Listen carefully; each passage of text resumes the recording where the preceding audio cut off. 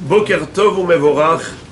On va parler ce matin d'un sujet qui est relatif au Daf Yomi, à savoir, est-ce qu'on a le devoir d'éduquer les enfants à porter les téphilines avant l'âge de bar mitzvah? Généralement, il est du devoir du père d'éduquer son fils à accomplir toutes les mitzvot. Toutes les mitzvot. Par exemple, l'oulav. Il est écrit dans la Gemara que si l'enfant sait prendre le loulav, il sait faire la mitzvah, eh bien, son père doit lui acheter un loulav. D'accord ? C'est un devoir d'éducation que les Chachamim ont institué de manière à ce que les enfants, dès leur jeune âge, puissent s'entraîner à faire les mitzvot, pour que ce soit plus facile quand ils grandiront. Est-ce que cette mitzvah est applicable également au tfilin et au kriyat shema? Alors il y a une mahloket entre Rashi et Tosfot.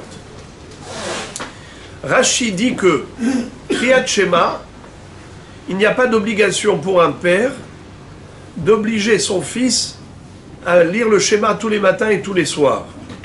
Pourquoi? Écoutez ce que dit Rashi. Rashi dit Ktanim, afilu katan shegia lechinur, lo itilu alaviv lechanecho bekriyat shema, lefi she'eno matsui tamid, kshemagia zman kriyat shema. Qu'est-ce que ça veut dire? Étant donné que kriyat shema c'est tous les matins et tous les soirs, est-ce que le père a toujours son fils à ses côtés quand il est jeune enfant? Le fils est toujours avec son père? Certainement pas. Le père voyage pour la parnassa. Le père est en déplacement. Il n'est pas toujours à la maison, le papa. Donc, comment est-ce que Chachamim vont demander au père une chose impossible? Veille à ce que ton fils lise le schéma tous les matins et tous les soirs. Mais comment est-ce qu'il peut veiller là-dessus, puisqu'il n'est pas à côté de lui? C'est comme ça que Rashi explique la raison pour laquelle, bien qu'il y ait une mitzvah de chinuch, mais pas par rapport à l'impossible. Comment est-ce qu'on va obliger le père à éduquer son fils à lire le schéma, alors que schéma c'est tous les matins et tous les soirs, le papa n'est pas à côté de l'enfant? Deuxième mitzvah, c'est les téphilines. Nous dit Rashi, pourquoi est-ce que on n'a pas d'obligation par rapport aux enfants? Parce que Mishum destam katan eno yodeya lishmor gufo shelo yafiach bahen. Car en général, les téphilines ont besoin de respect. Qu'est-ce que ça veut dire respect? Il faut porter les téphilines avec des mesures d'hygiène. Quelqu'un qui a besoin d'aller aux toilettes doit d'abord aller évacuer les déchets corporels avant de porter les téphilines. Le nom d'Hachem figure dans les téphilines 21 fois dans Tfilin Shel Yad et 21 fois dans Tfilin Shel Rosh. Tu portes 42 fois le nom d'Hachem sur toi. Donc il faut faire attention qu'à ce moment-là, on soit dans des mesures de propreté, et donc un enfant, lui, peut lâcher des odeurs pendant qu'il porte les téphilines. C'est la raison pour laquelle faut pas demander à un enfant de porter les téphilines parce qu'il n'est pas suffisamment conscient pour se préserver de lâcher des odeurs pendant qu'il porte les téphilines. D'ailleurs, je vous lis le Shulchan Aruch dans Siman Lamed Het Saif Bet. Dans Ilchot Téphilin, nous dit le Shulchan Aruch, Mi Barilo, celui qui est certain, Sheno Yachol Yitpalel Blo Afaha, qui ne peut pas prier avec les téphilines sans les... C'est-à-dire il n'est pas capable de se retenir, même la téphila. Pendant la téphila, il est sûr qu'il va lâcher des odeurs. Il vaut mieux qu'il laisse passer le temps de la téphila plutôt qu'il prie avec un gouffre, avec un corps sale. Mais si il sait qu'il peut se retenir et s'abstenir de lâcher des odeurs au moins pendant le zman de Kriyat Shema, alors il met les téphilines juste avant Kriyat Shema, il fait Kriyat Shema et il les retire.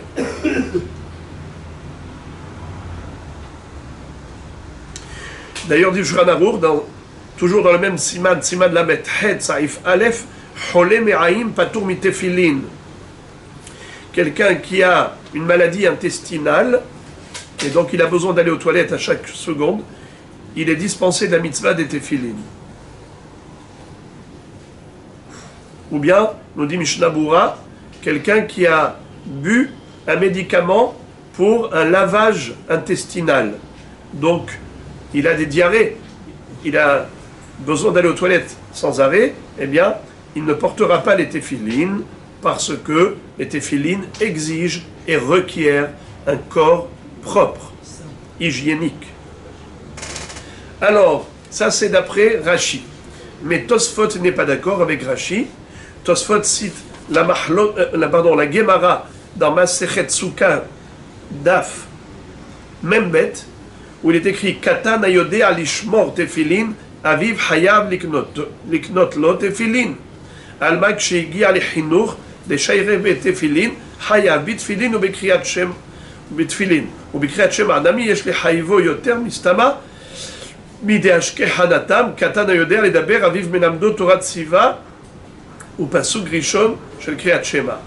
Alors Tosfot disent que non, si l'enfant a atteint l'âge où il est conscient, il est capable, quand on lui explique de se préserver, de lâcher des odeurs pendant qu'il porte des téphilines, eh bien, en effet, son père doit lui acheter des téphilines pour qu'il les porte. Et Kriyat Shema, Tosfot disent que certainement, ça fait aussi partie de l'éducation, puisque nous voyons que même un bébé qui commence à balbutier, le père doit lui apprendre Torah Tziva Lanu Moshe Moracha Kiryat Yaakov et le premier pasuk de Shema Israël Hashem Elokeinu Hashem Echad. Donc, il est évident d'après Tosfot que le père doit éduquer son fils à l'âge de Chinour, à porter les téphilines et lire le Shema pour être Mekabel al Malchut Shamaim, s'y habituer à dire Shema Israël Hashem Elokeinu Hashem Echad. Maintenant, quel est le minhag concrètement au niveau des téphilines? Alors je vous lis ce qu'écrit le Yalkut Yosef, Rav Yitzhak Yosef Shalita.